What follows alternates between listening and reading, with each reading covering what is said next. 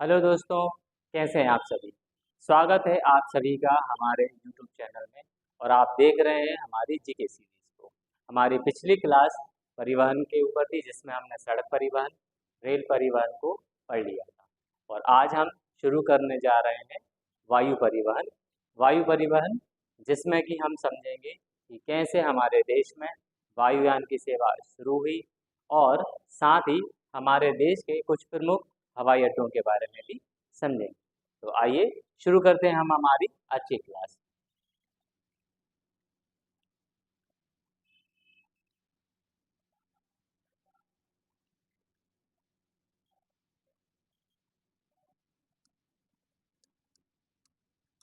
बात करें अगर भारत में वायु परिवहन की, तो वायु परिवहन की शुरुआत हमारे देश में कब हुई थी? तो ये शुरू हुई थी 1911 में। और आपकी नॉलेज के लिए बता दूं कि जो पहली विमान सेवा जो थी ना,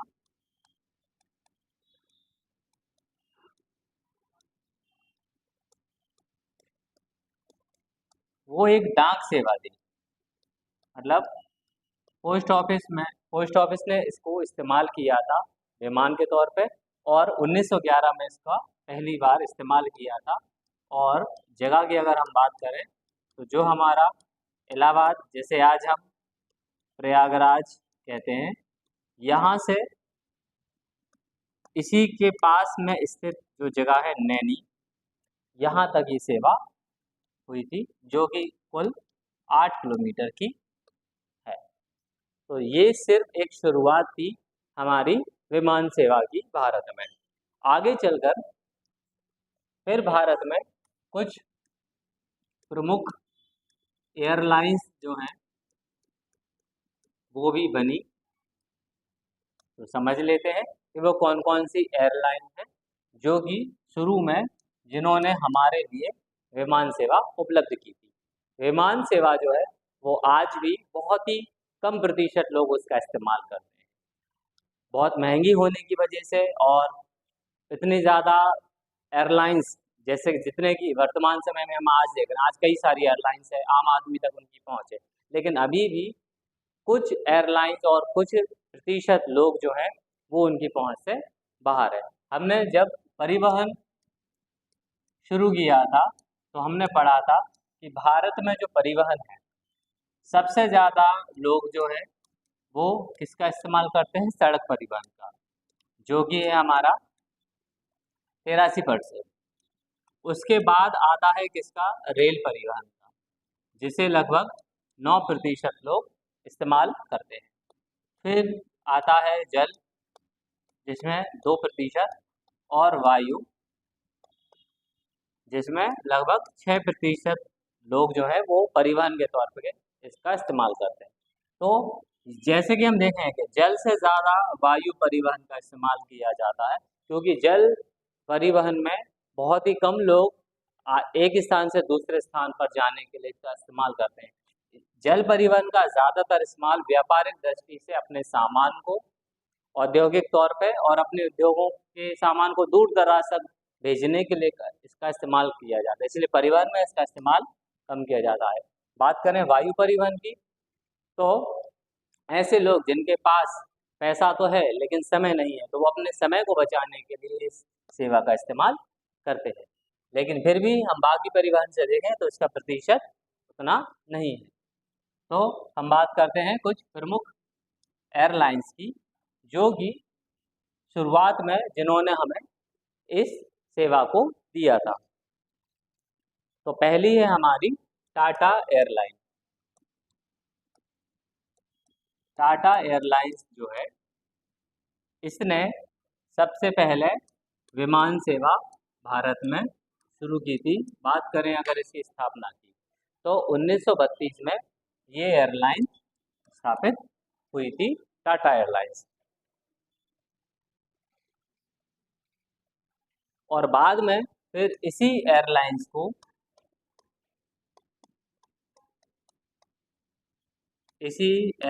को भारत सरकार ने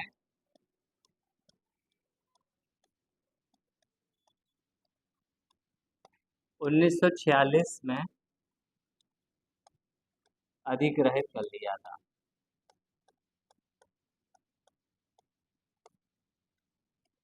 अधिग्रहित करके क्या नाम दिया था इसको? Air India. ठीक है। जो हमारी टाटा एयरलाइन है, जिसकी स्थापना 1932 में हुई थी, इसी एयरलाइन को बाद में सरकार ने राष्ट्रीयकरण कर लिया था 1946 में, और इसे एक नया नाम दिया, जो कि है क्या? हमारा एयर इंडिया। ठीक है। और अगली जो हमारी एयरलाइन है वो समझ लेते हैं, वो है हमारी इंडियन एयरलाइन। इंडियन एयरलाइन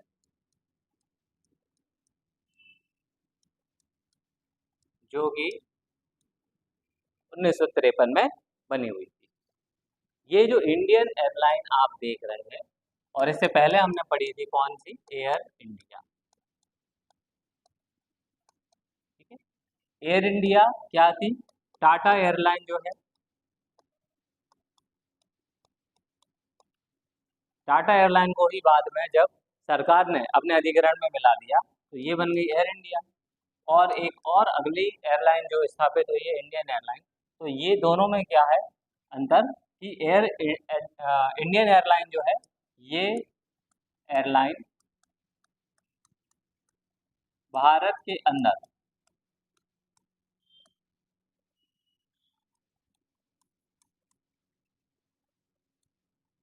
विमान सेवा उपलब्ध कराती है।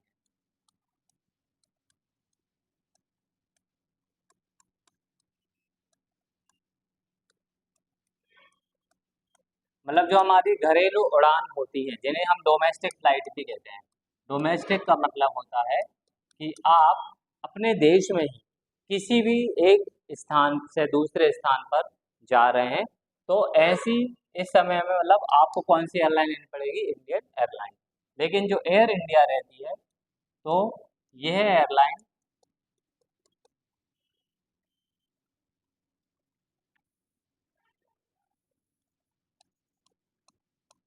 अंतर्राष्ट्रीय स्तर पर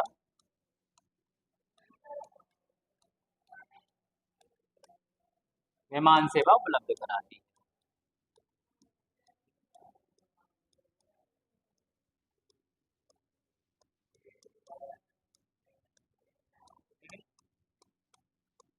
मतलब अगर हमें हमारे देश से किसी दूसरे देश की यात्रा पर जाना है, तो उस समय हमारी एयरलाइन कौन सी रहेगी? Air India. और देश में ही कहीं जाना है, तो रहेगी हमारी इंडियन एयरलाइन। अब इस एयर इंडिया की बात समझ लेते हैं कि इस एयर इंडिया के साथ क्या हुआ। बात करते हैं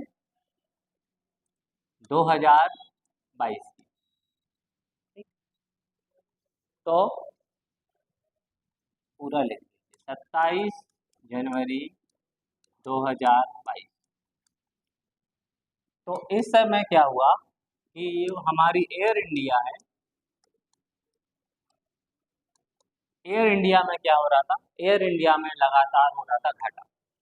तो एयर इंडिया के बढ़ते घाटे को देखते हुए,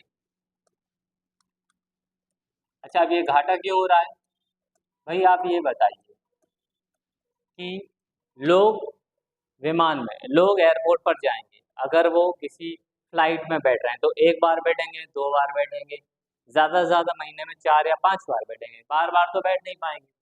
और अगर टिकट की कीमतें भी बहुत ज़्यादा हैं, तो ऐसे करके क्या हुआ कि शुरुआत में तो आपको पैसेंजर्स मिलेंगे, लेकिन धीरे धीरे यात्रियों की संख्या जब कम हो जाएगी और मार्केट में हमारे और दूसरे कॉम्पिटिटर आते जाएंगे, तो उनके साथ हम अगर कंपटीशन नहीं कर पा रहे हैं, या जितने अच्छे से वो इस मार्केट को कैप्चर कर रहे हैं, हम नहीं कर पा रहे हैं, तो क्या होगा? एयर इंडिया के साथ भी यही हुआ कि बढ़ती प्रतिस्पर्धा में उसके भी पैसेंजर्स कम होने लगे और टिकट की कीमतें बढ़ती रहीं, तो इस वजह से ये लगातार घाटे में चली गई। और इसी बढ़ते हुए घाटे को देखते हुए भारत सरकार ने इसे किसी संगठन को चलाने के लिए दिया। कि भाई अगर कोई चाहे तो कोई दूसरा संगठन इसको संचालित कर सकता है। नाम ही लिख देते हैं इसे। टाटा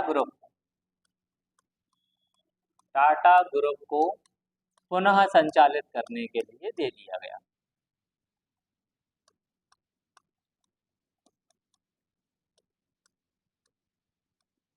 ठीक है, तो मतलब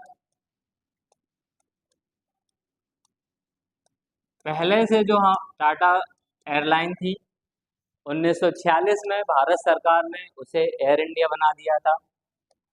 ठीक है, एक बार यहाँ समझ, टाटा एयरलाइन थी, स्थापना कब थी? 1932 में। इसको फिर भारत सरकार ने क्या बना दिया था? Air India. कब? 1946 में। और बाद में फिर से यही एयर इंडिया किसके पास चली गई? टाटा ग्रुप के पास। कब चली गई? 2022 में। लेकिन इसका नाम क्या है? इसका नाम एयर इंडिया ही रहा। इसके नाम में किसी भी तरीके का परिवर्तन नहीं किया गया। तो आप इसको नोट कर लीजिए कि एयर इंडिया के बढ़ते घाटे को देखते हुए भारत सरकार ने इसे टाटा ग्रुप को फिर से संचालित करने के लिए दे दिया गया। और इसके लिए उन्होंने एक नीलामी शुरू की, और नीलामी की जो बोली है, टाटा ग्रुप ने नीलामी की बोली लगाई लगभग 18,000 करोड़।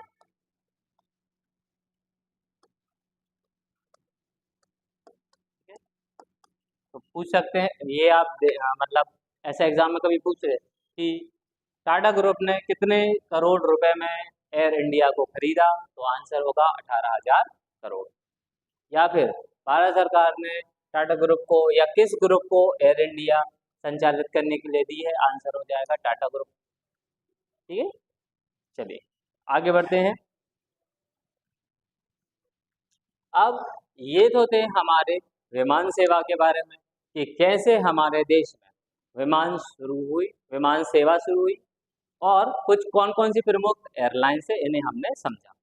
अब हम पढ़ेंगे हमारे भारत के कुछ प्रमुख हवाई अड्डे, एयरपोर्ट। ठीक है? भारत के प्रमुख हवाई अड्डे। चलिए, तो हवाई अड्डे और वो किस राज्य में है वो हम यहाँ पर लिखते चलेंगे। चलिए,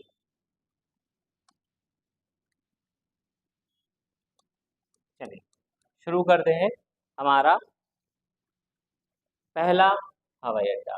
तो बात करें जैसे श्रीनगर, तो आपको पता है श्रीनगर हमारे भारत के सबसे उत्तरी हिस्से में है, और उस जगह पर मुस्लिम आबादी बहुत है। तो शेख अल आलम, शेख अल आलम, ठीक है, शेख अल आलम एयरपोर्ट ये कहाँ पर है? श्रीनगर। चलिए बात करते हैं अगले एयरपोर्ट की। तो अगला जो हमारा एयरपोर्ट है ये है अमृतसर। अमृतसर आप जानते हैं ये पंजाब में है।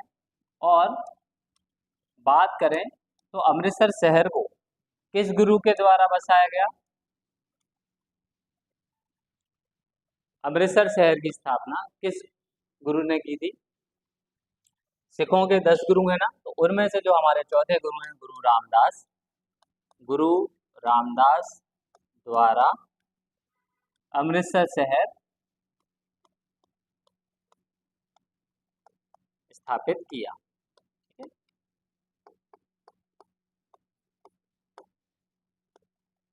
ठीक है, तो इन्हीं गुरु के नाम पर अमृतसर में गुरु रामदास अंतर्राष्ट्रीय एयरपोर्ट। ठीक है, ये हो जाएगा गुरु रामदास अंतर्राष्ट्रीय एयरपोर्ट। चलिए अब बढ़ते हैं हमारे अगले एयरपोर्ट की तरफ, जो कि है चंडीगढ़ में। तो चंडीगढ़ में जो एयरपोर्ट है वो है हमारे शहीद आजम शहीद भगत सिंह।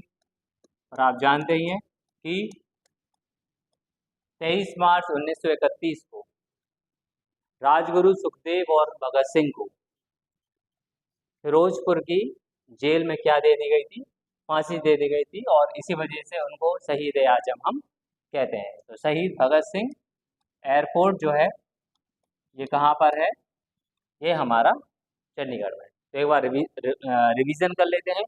शेख अल आलम एयरपोर्ट श्रीनगर, गुरु रामदास अंतर्राष्ट्रीय एयरपोर्ट अमृतसर, और शहीद भगत सिंह एयरपोर्ट चंडीगढ़। चलिए इसको नोट कीजिए, आगे बढ़ते हैं फिर।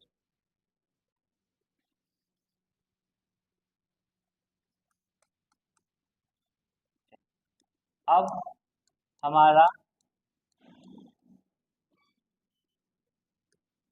अब जैसे ही हम नाम लिखते हैं महाराणा प्रताप, तो आपको पता है कि भाई महाराणा प्रताप का जो संबंध है वो कहाँ से है, राजस्थान से। तो महाराणा प्रताप एयरपोर्ट जो रहेगा वो रहेगा हमारे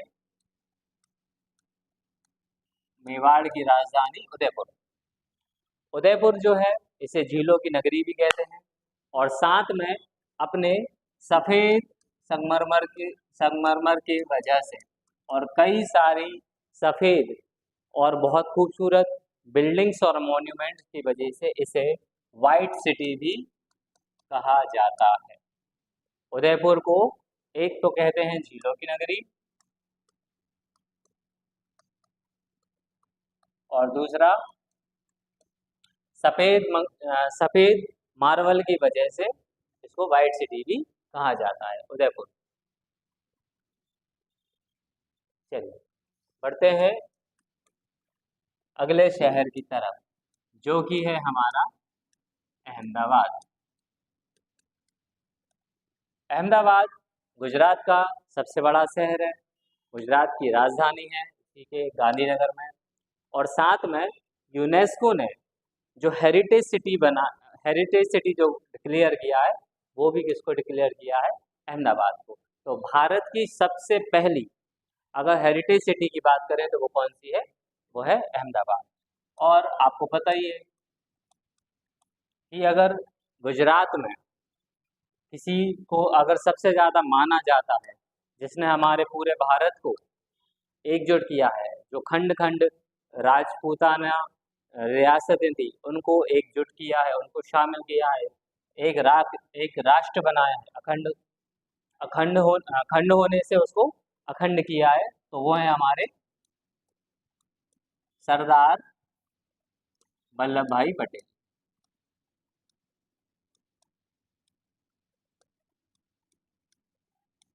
तो ये हो जाएगा हमारा सरदार वल्लभ भाई पटेल एयरपोर्ट, जो कि कहाँ पर है, ये है अहमदाबाद में। चलिए अब बढ़ते हैं हमारे देश की व्यापारिक राजधानी, जो कि है मुंबई। मुंबई देश की व्यापारिक राजधानी है, और जैसे यहाँ पर गुजरात में हमने समझा कि सरदार वल्लभ भाई पटेल जिन्होंने हमारे देश को एकजुट किया था, है ना, और इनकी जो स्टैचू है, इनकी जो मूर्ति है, उसका नाम ही क्या है, स्टैचू ऑफ यूनिटी। तो ऐसे ही मुंबई में भी इनको माना जाता है हमारे छत्रपति महाराज को, छत्रपति शिवाजी।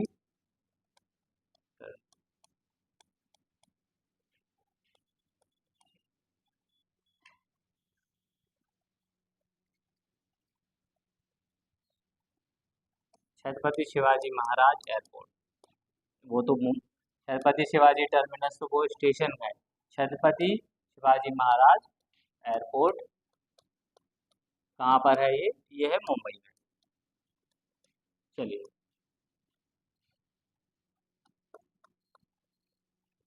चलिए अब बढ़ते हैं हम हमारे अगले राज्य की तरफ।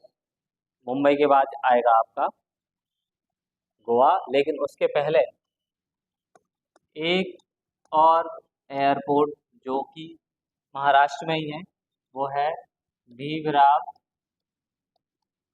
अंबेडकर एयरपोर्ट। और आप क्या बता सकते हैं हमें, ये भीमराव अंबेडकर एयरपोर्ट कहाँ पर है? ये है हमारा नागपुर में। नागपुर। जब राज्यों का विस्तार नहीं हुआ था, तो जब मध्य भारत था, तो मध्य भारत की राजधानी क्या थी? नागपुर थी। नागपुर अपने संतरों के लिए बहुत प्रसिद्ध है, और साथ में इतिहास से इसका संबंध क्या है, ये मध्य भारत की राजधानी था। तो देख लेते हैं फिर से एक बार रिवीजन। महाराणा प्रताप एयरपोर्ट उदयपुर, जैसे झीलों की नगरी व्हाइट सिटी भी कहते हैं। सरदार वल्लभ भाई Patel airport Ahmedabad. Chhatrapati Shivaji Maharaj airport Mumbai. Bhimrao Ambedkar airport Nagpur. चलिए इसको नोट कीजिए। चलिए बढ़ते हैं हम अगले राज्य और अगले एयरपोर्ट की तरफ। तो अगला हमारा एयरपोर्ट है डाबोलिम एयरपोर्ट,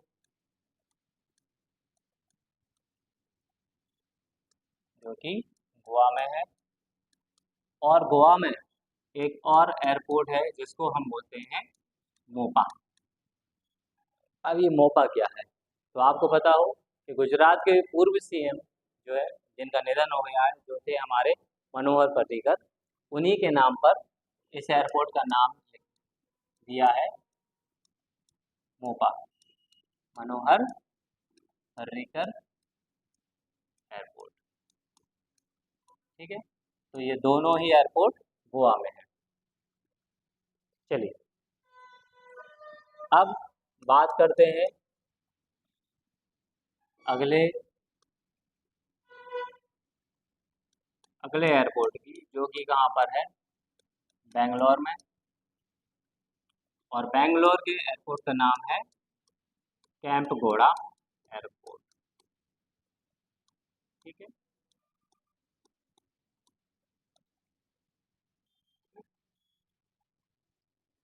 भारत के जो व्यस्ततम एयरपोर्ट हैं उनमें से एक है ये कैंपागोड़ा कैंपगोड़ा एयरपोर्ट। चलिए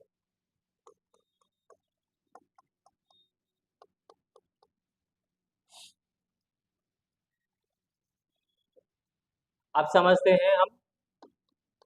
एक राज्य है केरल, और उसके 4 एयरपोर्ट। ठीक है, तो पहला हमारा जो एयरपोर्ट है जिसका नाम है कोची एयरपोर्ट। और हमने पिछली क्लास में जो जल परिवहन वाली क्लास थी उसमें ये समझा था कि कोची पोर्ट भी है, और ये एक ऐसा पोर्ट है जहाँ पे सबसे बड़ा, भारत का सबसे बड़ा शिपयार्ड भी है। और यहीं पर हमारे भारत की पहली वाटर मेट्रो भी चली है। तो ये कोची एयरपोर्ट। इसके बाद कालीकट एयरपोर्ट,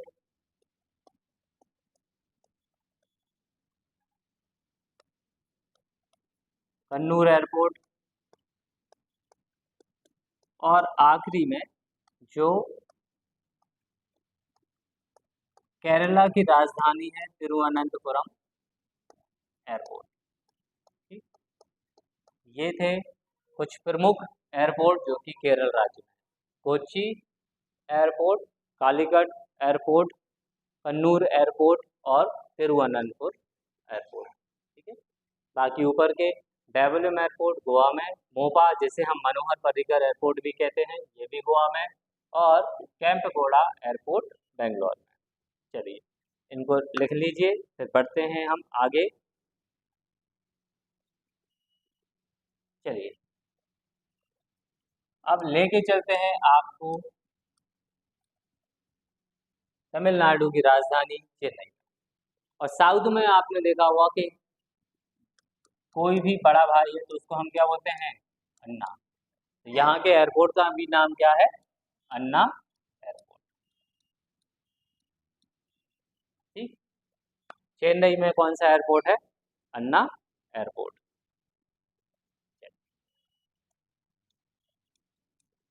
और इसी के साथ दक्षिण भारत का ही एक और प्रसिद्ध शहर हैदराबाद। तो हैदराबाद का संबंध किससे है? जैसे राजीव गांधी एयरपोर्ट। हैदराबाद में कौन सा पोर्ट है? राजीव गांधी एयरपोर्ट।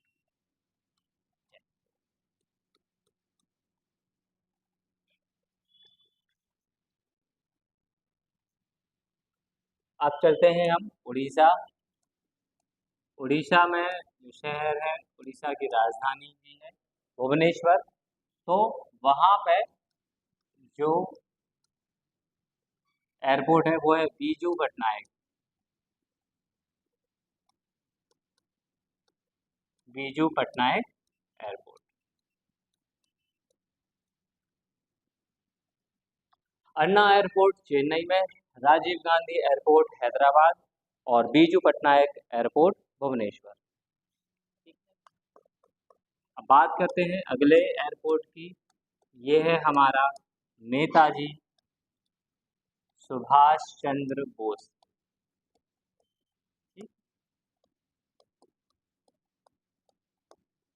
नेताजी सुभाष चंद्र बोस जिन्होंने अपनी आर्मी बनाई थी, इनकी सेना का नाम था आज़ाद हिंद फौज, और इन्होंने भारत की आज़ादी में एक अहम भूमिका निभाई थी। तो नेताजी सुभाष चंद्र बोस जो एयरपोर्ट है ये है हमारा कोलकाता में। ठीक है, लिख लीजिए इसको।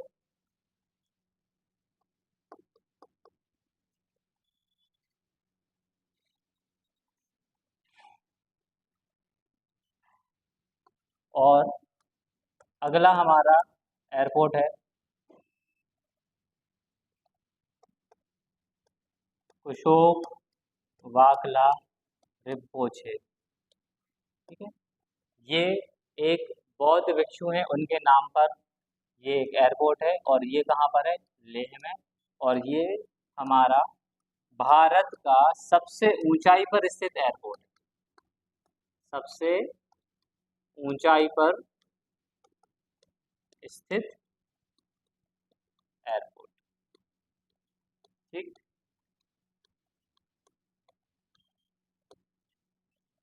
कुशोक वाकला रिम्पोछे कहाँ पर है? लेह में।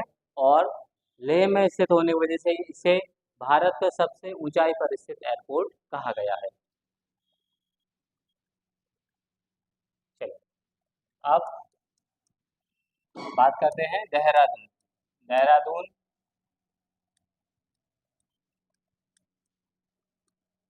जो कि उत्तराखंड में है,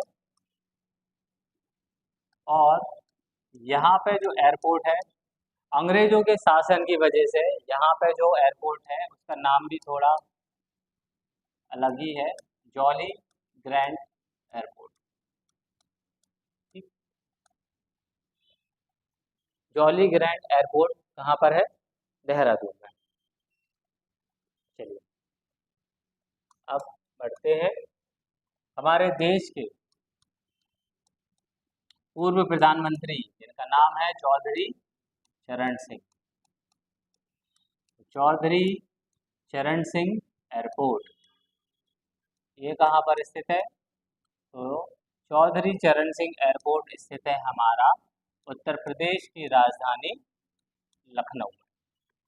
ठीक है, लखनऊ आप जानते हैं इसे नवाबों का शहर भी कहते हैं, और उत्तर प्रदेश की राजधानी भी इसे कहा जाता है। चलिए बात करें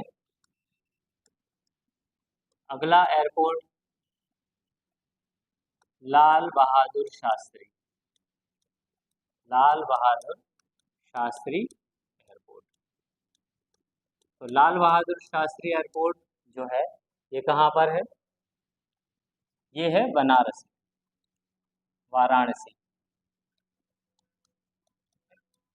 बात करें अगर लाल बहादुर शास्त्री जी की, तो ये हमारे भारत के दूसरे प्रधानमंत्री थे, जिनकी 1965 में ताशकंद में बहुत ही रहस्यमय तरीके से मृत्यु हो गई थी।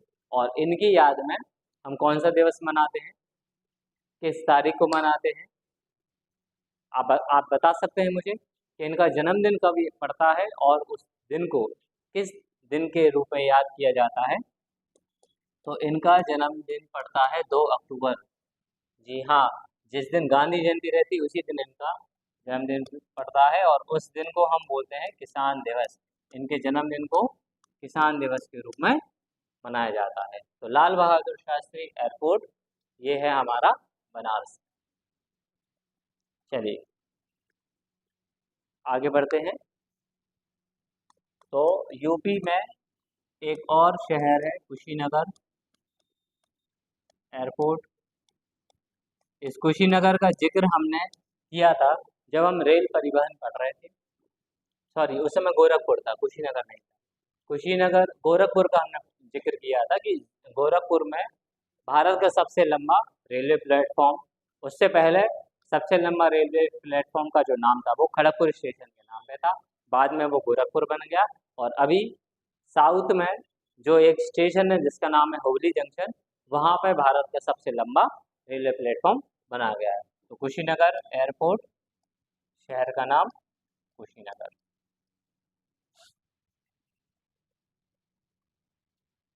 और एक और प्रमुख एयरपोर्ट, केरल और उत्तर प्रदेश, ये दो ऐसे राज्य हैं जहाँ पर सर्वाधिक चार चार एयरपोर्ट हैं। यहाँ पे आप देख सकते हैं, तीन हमने पढ़ लिए, लखनऊ, इसके बाद बनारस और कुशीनगर। और चौथा जो एयरपोर्ट है ये बहुत कीमती है क्योंकि इसके नाम के आगे क्या लगा है, जेवर। और जैसे हमारे देश के लिए सबसे कीमती चीज होती है इंडस्ट्रीज, उद्योग, तो ऐसे ही उत्तर प्रदेश का सबसे बड़ा औद्योगिक शहर कौन सा है, वो है नोएडा, जो कि दिल्ली एनसीआर क्षेत्र में आता है और दिल्ली से लगे होने की वजह से ये बहुत बड़ा एक इंडस्ट्रियल एरिया बन चुका है। इसलिए यहाँ पे जो एयरपोर्ट है वो भी जेवर की तरह कीमती ही है, इसलिए इसका नाम है जेवर एयरपोर्ट। जेवर एयरपोर्ट नोएडा में। और एक और एयरपोर्ट है जो अभी संचालित हो चुका है, पांचवा,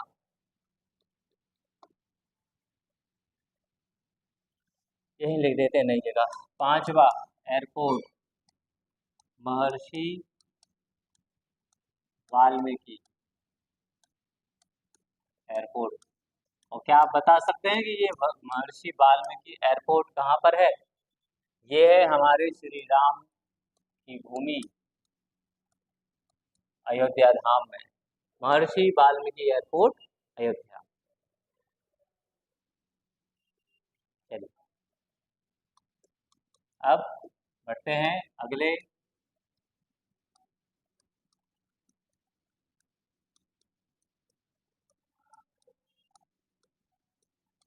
तो बिहार के लोगों के बीच में एक लोक नायक थे जिनका नाम था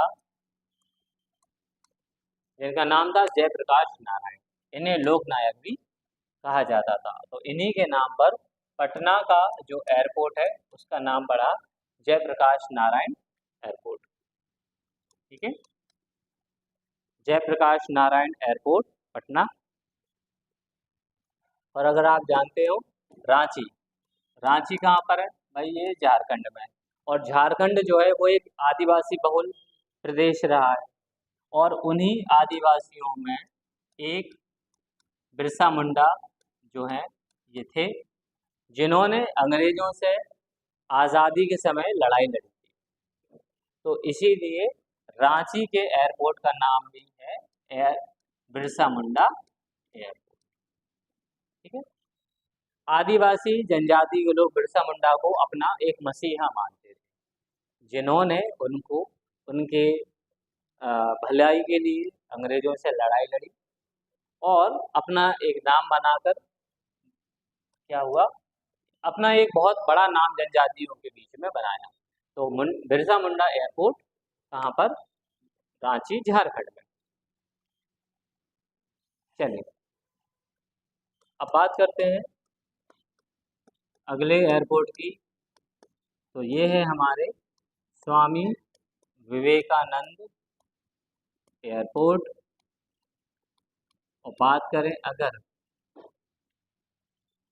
किस जगह पर है, तो ये है छत्तीसगढ़ की राजधानी रायपुर। स्वामी विवेकानंद एयरपोर्ट रायपुर।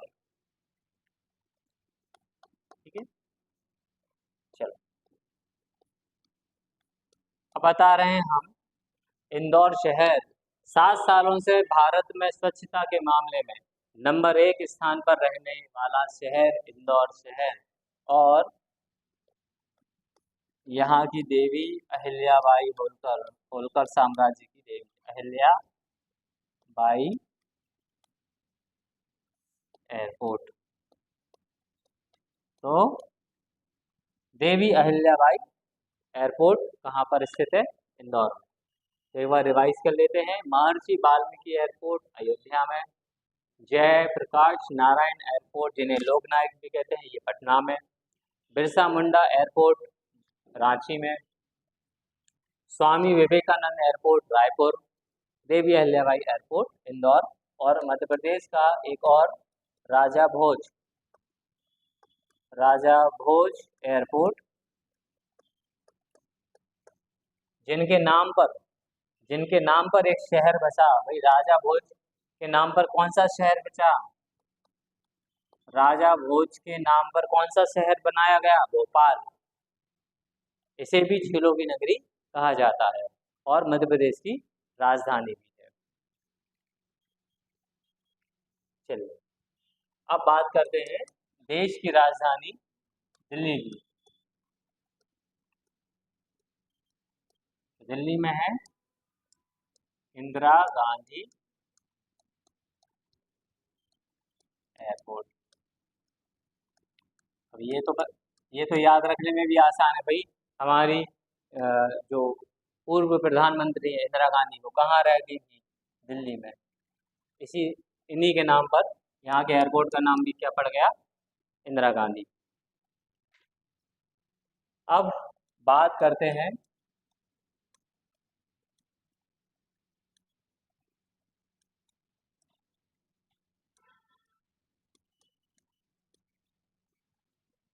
गोपीनाथ वार्डोलई की। तो गोपीनाथ वार्डोलई जो है, गोपीनाथ वार्डोलई एयरपोर्ट ये हमारे नॉर्थ ईस्ट के सबसे विकसित और सबसे बड़े राज्य असम, और असम का जो शहर है गुवाहाटी, वहां पर। ठीक है, गोपीनाथ वार्डोलई एयरपोर्ट कहाँ पर है? गुवाहाटी, असम में।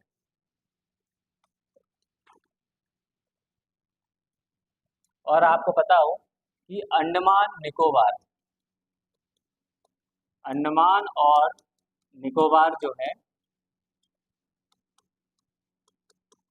यहाँ की राजधानी क्या है? यहाँ की राजधानी है पोर्ट ब्लेयर।